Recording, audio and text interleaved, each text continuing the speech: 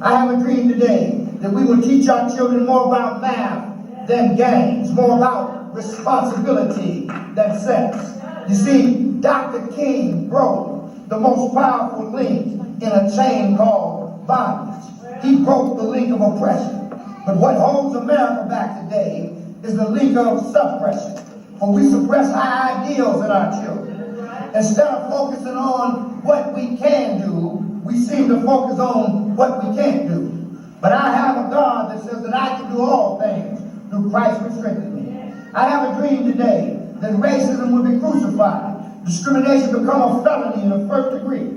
A dream not from the dark side of man's mind, but from the bright side of God's imagination. A dream that the Million Family March will turn into a Million Family Vote, and folk from every ghetto will rally to the call of the local church, using that vote as a two-edged sword. A dream not of separation, but of inspiration. A dream not of failure, but of success. For we are one in Christ Jesus.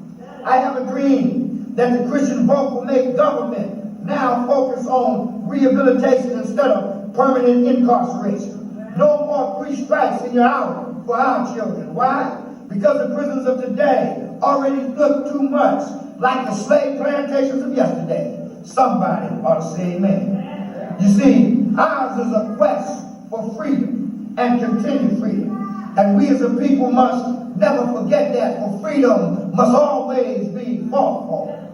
Right now, your children and mine are being wrongfully incarcerated, then systematically stripped of a right to vote once in the system, denied fair education by qualified leaders, both in federal grants and in overcrowded classrooms, which diminishes our children's chances of getting honest jobs with bright futures. Church, in the absence of a godly dreamer, I find that in America, procrastination has become king, progress a fake dream and forgotten thing. You see, I have a dream today, and I thank God that He put the dreamers on the mountaintop.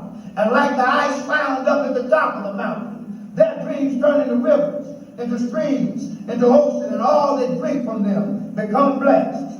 Church, in other words, no weapon formed against us shall prosper. I have a dream today that churches will now produce leadership that will put morality back to be handicapped by selective hearing or crippled by bribery. A dream where freedom is not detained or diminished for anybody's political agenda. I have a dream where freedom bells is not scattered abroad but gathered together, not covered in prejudice but given in love. Church, the righteous dream is a dream deeply rooted in God's dream. How do I know this? For John 3:16 says, "For God so loved the world that He gave His only begotten Son, that whosoever believeth in Him shall not perish, but have everlasting life." So dream well, my brothers and my sisters. For God does not call the qualified, but God qualifies those that He calls. Dream well, for in times when promises mean nothing and leaders know not God, you need a godly dreamer. Dream well, for without a vision, our people will perish.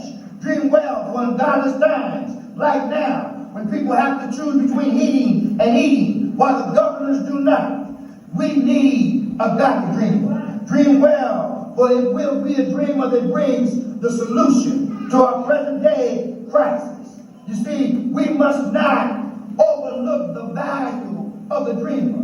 Didn't the dreamer bring you the cell phone? And how many lives did it save?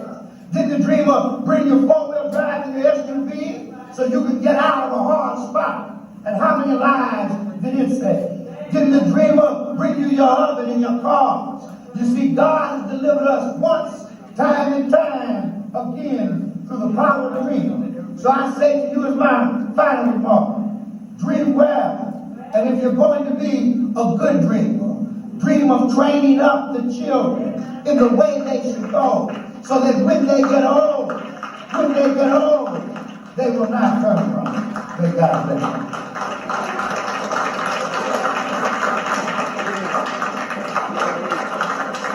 I want Debbie, River, come up to the front, please. Mr. Scott. We're going to give you just a little taste of Congo Productions. We just want you to listen up just for a little bit.